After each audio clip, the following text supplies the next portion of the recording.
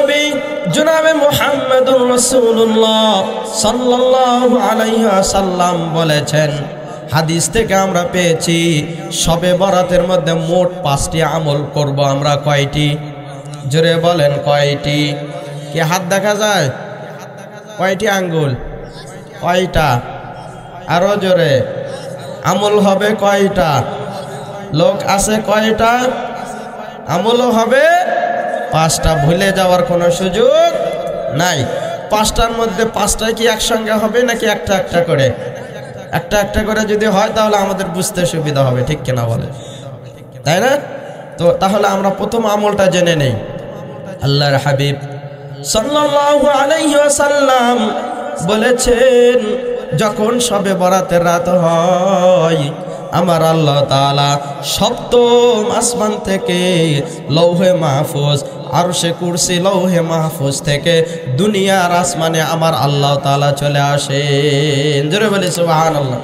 কেন আসেন? কেন আসেন? আল্লাহ পাক সুবহানাহু ওয়া তাআলা এই আসমানে কেন আসেন? আসার পরে নবী পাক সাল্লাল্লাহু আলাইহি ওয়াসাল্লাম বলেন, ওরে উম্মত, আমার আল্লাহ তাআলা যখন দুনিয়ার আসমানে চলে আসে, চলে এসে বলে, ও বাঁশমুড়ির মুসলমান, ও বুখারী ময়দানের মুসলমানেরা, আজকে তোমরা কারা রোগ নিয়ে ভুগতেছো, আমার কাছে যদি আজকে হাত উঠে তওবা করে দোয়া করতে পারো, সারা রাত জেগে যদি ইবাদত করতে পারো, তুমি ইন্ডিয়াতে গেছিলা তোমার রোগ ভালো হয় নাই, পাকিস্তানে গেছিলা তোমার রোগ ভালো হয় নাই, বিভিন্ন দেশে গেছিলা তোমার রোগ ভালো হয় নাই, ইমানের শক্তি নিয়ে আমার নবীজিকে ভালোবেসে আমি আল্লাহকে বিশ্বাস করে শবে বরাতের রাত্রেতে যদি তুমি ইবাদত করে আমার কাছে কান্নাকাটি করো রে বান্দা, আমি আল্লাহ তাআলা যদি তোমার হায়াত থেকে থাকে আর তোমার রোগ যদি ভালো করার মতো হয়, আমি আল্লাহ তাআলা তোমাকে অবশ্যই রোগ থেকে শিফা দান করে দেব। জোরে বলেন না সুবহানাল্লাহ। এরপরে দ্বিতীয় ব্যক্তিকে ডেকে বলে, ও বান্দা, তোমার নাকি রিজিকের সমস্যা, তোমার 5টি সন্তান, টেনশন করতেছো কেমনে লেখাপড়া করাইব, কেমনে খানা খাওয়াইব, কেমনে কাপড় কিনে দেব। সন্তান 5টি সন্তান মানুষ করতে গেলে কত কষ্ট হয়, একমাত্র মা বাবা ছাড়া এবং আল্লাহ ছাড়া আর কেউ জানে না, ঠিক কিনা বলেন? আল্লাহ পাক বলেন, ও বান্দা, তোমাকে বরকতপূর্ণ একটি রজনী দিয়েছি, আজকে যদি আমার কাছে তুমি হাত উঠায়া দোয়া করো, আমি আল্লাহ তাআলা তোমাকে প্রিয় বান্দা হিসাবে কবুল করে তোমাকে আমি সমস্ত রিজিকের অভাব দূর করে দেব। জোরে বলেন না সুবহানাল্লাহ। এরপরে আল্লাহ পাক সুবহানাহু ওয়া তাআলা এমন একটি মেসেজ দিয়া বলেন, ও বান্দা, আজকে তো শবে বরাতের রাত, তোমাকে কোন জিনিসটা শবে বরাত থেকে দূরে রাখলো, তোমাকে কোন পাপের কাজ শবে বরাত থেকে দূরে রাখলো?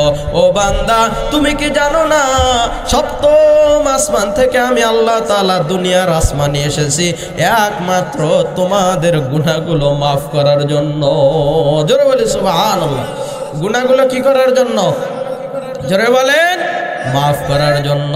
তাহলে আমরা জানবো শবে বরাতের রাত্রে সর্বপ্রথম ইবাদত হলো আল কোরআন তিলাওয়াত করা। জোরে বলি সুবহানাল্লাহ। কি তিলাওয়াত করতে হবে? কোরআন শরীফ। কি শরীফ? কোরআন শরীফ। কোরআন তিলাওয়াত জানেন আপনারা? জানেন? যারা জানেন বলি আলহামদুলিল্লাহ। যারা জানেন না, আপনাদের মসজিদের ইমাম সাহেব আছে না? আছে না নাই? ইমাম সাহেবদের কাছে গিয়ে বসবেন, নাকি শুধু ইমামকে নিয়ে সমালোচনা করবেন চায়ের দোকানে? আজকের ইমামরা তো সমালোচকের পাত্র হয়ে গেছে, ঠিক কিনা বলেন? বেতন যদি জিজ্ঞাসা করি কত, 5,000 টাকা দিয়ে তো ইমামের সংসারই চলে না। এরপরও অমুক বলে তমুক বলে, এই হুজুর ভালো না, এই হুজুরকে পাল্টাইতে হবে, ঠিক কিনা বলেন? আজকে এরকম অবহেলা করে মসজিদের ইমাম সাহেবদেরকে ছোট করে, মসজিদের ইমাম যিনি সবার নেতা তাকে ছোট বানাইয়া আমরা অবহেলা করাইয়া, তার বেতন কম দিয়ে তাকে আমরা দুর্বল বানাইয়া, তাকে আমরা এমন নিম্ন পর্যায়ে নিয়ে গিয়েছি, যার ফলে আজকে আমাদের সমাজে, সংসারে সুদ বেড়ে গেছে, ঘুষ বেড়ে গেছে, জিনা বেড়ে গেছে, ব্যভিচার বেড়ে গেছে, অন্যায় বেড়ে গেছে, ঠিক কিনা বলেন? আজকে যদি ইমামকে আমরা নেতা মানতে পারতাম, ইমাম সাহেব যে ফতুয়া দিত, খতিব সাহেব, এই ফতুয়া অনুযায়ী যদি সমাজ সাজাইতাম তাহলে আমার আজকে সোনার দেশে এত ফিতনা ফাসাদ হতো না। ঠিক কিনা বলেন? কি কথা বিশ্বাস হয়? কেউ কষ্ট পাইলেন? কষ্ট পাইলেন কেহ? সত্য কথা একটু তিতা লাগে, কষ্ট পাইলেও করার কিছুই নাই। প্রথম নাম্বার ইবাদত হলো আমরা কোরআন শরীফ তেলাওয়াত করব। কোরআন তেলাওয়াতে এত মজা, আল্লাহ পাক বলেন একজন বন্ধু অথবা একজন প্রেমিক যখন অপর প্রেমিকের সঙ্গে দেখা করার জন্য স্বাদ নিতে চায়, মজা নিতে চায়, প্রেমিক ভাবে আজকে আমি মন প্রাণ ভুলে আমার প্রেমিকার সঙ্গে গল্প করব। ঠিক কিনা বলেন? দুজনের মধ্যে গভীর ভালোবাসার কথাগুলো মনের ভেতরে যেন প্যাঁচ খায়, কখন কথাগুলো আমি খুলে বলিয়া তৃপ্তি নিতে পারি।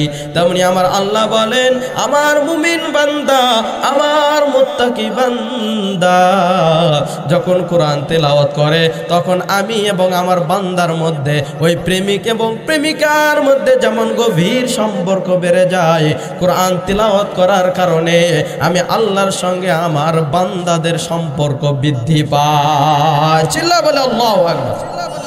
কথা বোঝা গেছে? তাহলে প্রথম ইবাদত কি? কোরআন কি করতে হবে? তেলাওয়াত করতে হবে। এরপরে দ্বিতীয় নম্বর তেলাওয়াত হলো তাসবিহ। দ্বিতীয় নম্বর তেলাওয়াত কি? কোনো আমল পারি না, অন্তত পারি সুবহানাল্লাহ, আলহামদুলিল্লাহ, আল্লাহু আকবার।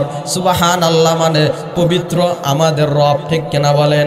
আলহামদুলিল্লাহ মানে সমস্ত প্রশংসা কার? জোরে বলেন না, সমস্ত প্রশংসা কার? আল্লাহু আকবার। দুনিয়াতে যত নেতা আছে, দুনিয়াতে যত নেত্রী আছে, এমপি আছে, মন্ত্রী আছে, চেয়ারম্যান আছে, মেম্বার আছে, তাদেরকে আমরা যদিও সম্মান করি, কিন্তু তাদের চেয়েও সব চাইতে বড় প্রধানমন্ত্রী হলো আমার আল্লাহ। ঠিক কিনা বলেন? সবচেয়ে বড় প্রধানমন্ত্রী কে? আমার আল্লাহ। আমি যখন বলবো আল্লাহু আকবার, আমার আল্লাহ বলবেন বান্দা আমাকে সবার বড় বলেছে, এই বান্দাকে আমি ভুলতে পারি না, সুতরাং আমার বড়তে কেউ নাই, বান্দা সত্য বলেছে। এই জন্য আমি আল্লাহ তাআলা ওয়াদা দিলাম ফেরেশতার দল, আমার যে উম্মতেরা, আমার যে বান্দারা আমাকে বরাদ্দ করেছে, আমি আল্লাহ তাআলা তাকে কাল কিয়ামতের ময়দানে বিনা হিসাবে জান্নাত দিয়ে দেব। জোরে বলে সুবহানাল্লাহ।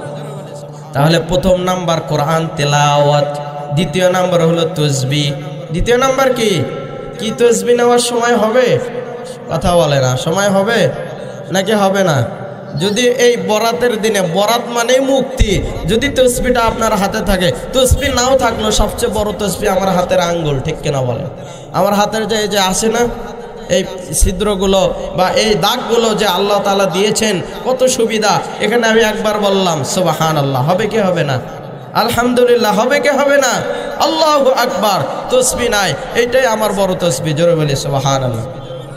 তৃতীয় নাম্বার ইবাদত হলো এই রাত্রে আল্লাহ পাক বলেছেন, নবী পাক যখন ওই কোনো বড় বড় বিপদে পড়ে যেতেন, সঙ্গে সঙ্গে তিনি ওযু করে মসজিদে গিয়ে দুই রাকাত করে 4 রাকাত নফল নামাজ পড়ে নিতেন। জোরে বলি সুবহানাল্লাহ। তাহলে এই জন্য শবে বরাতের রাত্রে আমরা এই দুইটি ইবাদতের পাশাপাশি তৃতীয় নাম্বার ইবাদত হলো বেশি বেশি নফল নামাজ আদায় করব। রাজি আছি তো ইনশাআল্লাহ? বেশি বেশি কি নামাজ? জোরে বলেন না, কি নামাজ? নফল নামাজ। নফল নামাজ পড়তে কি আলাদা সূরা লাগে? জোরে বলেন না, আলাদা সূরা লাগে? অনেকে বলে যে শবে বরাতের দিনে সূরা ইখলাস 3 বার, সূরা ইখলাস 4 বার একই দিয়ে বারবার পড়তে হবে। এগুলোর কোনো ভিত্তি নাই। ঠিক কিনা বলেন? আপনার ইচ্ছা মতো যে কোনো সূরা দিয়ে আপনি শবে বরাতের নফল নামাজ আদায় করবেন। কবুল করবে কে? জোরে বলেন, কবুল করনেওয়ালা কে? আল্লাহ যদি কবুল করে, দুনিয়ার কোনো মানুষ বাধা দিয়ে কোনো লাভ হবে না। তাহলে প্রথম নাম্বার ইবাদত কি দিয়েছেন? কোরআন তেলাওয়াত। দ্বিতীয় নাম্বার ইবাদত হলো তাসবিহ তাহলিল পড়া। তৃতীয় নাম্বার ইবাদত হলো বেশি বেশি নফল নামাজ আদায় করা। করবো তো ইনশাআল্লাহ? জোরে বলেন না। এরপরে নবী পাক সাল্লাল্লাহু আলাইহি ওয়াসাল্লাম বলেছেন, শবে বরাতের রাত্রে আমি কোরআন তেলাওয়াত করলাম, আমি তাসবিহ পাঠ করলাম, আমি নফল নামাজ পড়লাম, সবই ঠিক আছে, কিন্তু এখনো তো আমি আমার হাত দুটো ঝুঁকাইয়া আল্লাহর কাছে ইতিমের মতো, মিসকিনের মতো, কাঙ্গালের মতো দুটো হাত বিছিয়ে দিয়ে আল্লাহকে বলি নাই, আল্লাহ আমি তোমার গুনাহগার বান্দা, তোমার গোলাম, আমি অনেক গুনাহ করেছি, জিনা করেছি, মিথ্যা কথা বলেছি, সুদ খেয়েছি, ঘুষ খেয়েছি, মানুষের হক মেরে খেয়েছি, আমার স্ত্রীকে পর্দায় রাখতে পারি নাই, আমার মেয়েটাকে পর্দায় রাখতে পারি নাই আল্লাহ। তবে আজকে আমি তাওবাতুন নাসুহা, পবিত্র রজনী পাওয়ার পর তোমার কাছে হাত দুটো বিছিয়ে দিয়েছি গো আল্লাহ। যখন কোনো মানুষ মানুষের কাছে হাত পাতায়, মানুষ যদি যত নিষ্ঠুর হোক না কেন, কিছু না কিছু কিন্তু দেওয়ার চেষ্টা করে, ঠিক কিনা বলেন? আপনি যখন আল্লাহকে বলবেন, আল্লাহ তোমার কাছে আমি কিচ্ছু চাই না, শুধু আজকের এই পবিত্র রজনীতে তোমার কাছে আমার গুনাহগুলো মাপ চাই, জোরে বলি সুবহানাল্লাহ। নবী বলেছেন, এই রজনীতে যারা বেশি বেশি করে দোয়া করবে, আমার আল্লাহ তাআলা তাদের দোয়া কবুল করে সঙ্গে সঙ্গে তাদের জীবনের সমস্ত গুনাহ খাতাগুলো মাফ করে দেবেন।